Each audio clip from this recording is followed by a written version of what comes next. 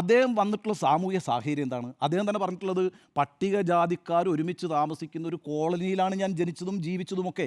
എൻ്റെ മുമ്പിൽ നിരന്തരം വയലൻസ് കാണാം.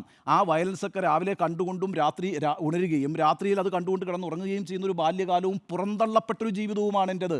ആ ജീവിതത്തിൽ നിന്നാണ് ഞാൻ വരുന്നത്. അതുകൊണ്ട് ഞാൻ പറയുന്ന കാര്യങ്ങൾ ഇത് തന്നെയായിരിക്കുമെന്ന് പറഞ്ഞുകൊണ്ടാണ് അദ്ദേഹം ഈ പറയുന്ന കവിതകളൊക്കെ എഴുതിയിട്ടുള്ളത്. എന്തൊക്കെ മനോഹരമായിട്ടുള്ള വരികളാണ്. അതായത് ഈ കേരളത്തിൽ നമ്മളിപ്പോഴും അദൃശ്യമായിരിക്കുന്നത്. അദ്ദേഹം പറഞ്ഞൊരു പ്രധാനപ്പെട്ട കാര്യമുണ്ട്. ഒരു മാധ്യമങ്ങളും ഇന്ത്യയിലായാലും കേരളത്തിലായാലും ലോകത്തായാലും കാണിക്കാത്ത കുറേ ജീവിതങ്ങളുണ്ട്. ആ ജീവിതങ്ങളിൽ പെട്ട ഒരുവനാണ് ഞാൻ.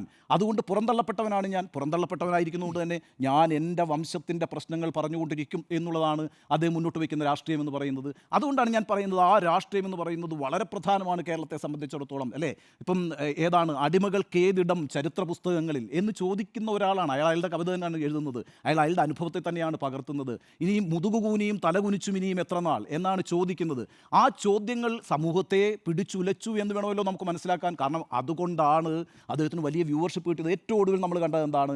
ഈ പറയുന്ന നിശാഗന്ധി ഓഡിറ്റോറിയത്തിൽ അദ്ദേഹത്തിൻ്റെ ഒരു പരിപാടി വയ്ക്കുമ്പം ഏതാണ്ട് 2000 പേർക്ക് ഇരിക്കാൻ പറ്റുള്ളൂ. അവിടെ 10-12,000 ആളുകൾ വരികയാണ്. എന്നിട്ട് പോലീസിന് ഇടപെട്ടിട്ട് അത് നിർത്തേണ്ടി വന്നു. അദ്ദേഹത്തെ സ്വീകരിച്ചിരിക്കുന്ന ആരാണ്?